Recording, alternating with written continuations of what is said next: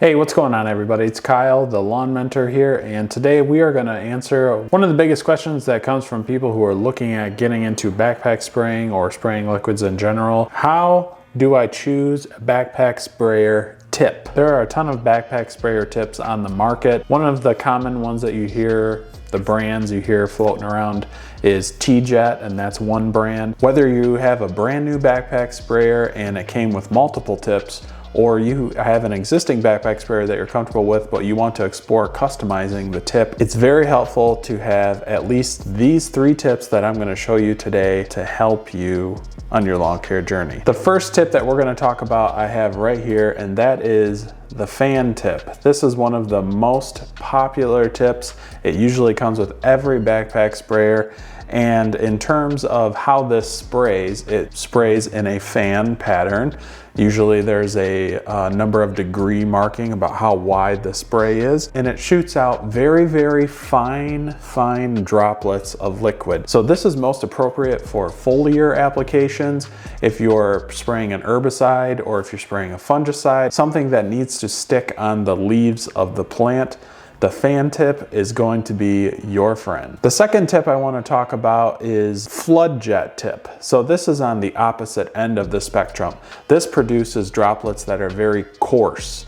And this is for applications that really need to get down into the soil, something that you don't care about perfect blanket application. So this would be for something like your biostimulants that need to get down into your soil. If you're doing a fertilizer application that is not foliar and something that you don't mind if it just goes into the soil and is taken up by the plant, then this tip is going to be what you're going to want to use. And this one right here is made by teejet, and it is called the flood jet tip. So in between the fan tip and in between the flood jet tip, we have this third tip called the air induction tip. This is another tip that I have that is from teejet, and it is called the air induction tip. So it sprays in a fan pattern, but the droplet sizes are more coarse, kind of like a flood jet, but not as coarse as a flood jet. This works off of a Venturi system, just like a carburetor works.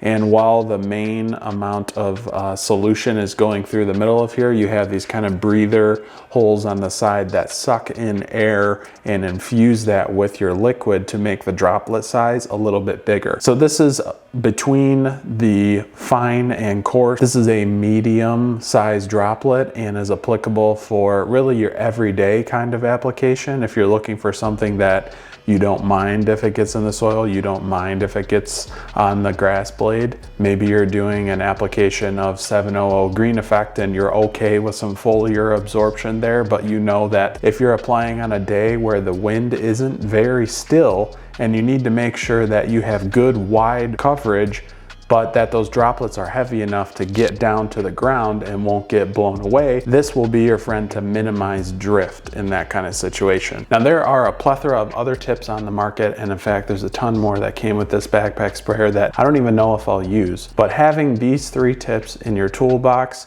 will help you to make sure that you can cover all the bases, whether you're doing a foliar application, just a normal fertilizer or some other kind of liquid application on a little bit of a more windy day than you would like, or if you're doing some thick biostimulant and fert mixture and you want to just make sure it gets down onto the ground into the soil. These are my 3 go-to tips that I'm going to be using this year. And if you have a favorite tip that I didn't cover, please leave that down in the comments and let me know so I can check that out. I'll be sure to have a review coming up soon on this Petra HD 4000 sprayer behind me, so stay tuned for that. And I'll give you guys my thoughts once I get some time behind the wand with it. If you found this video helpful, give this video a thumbs up for me and let me know. See ya!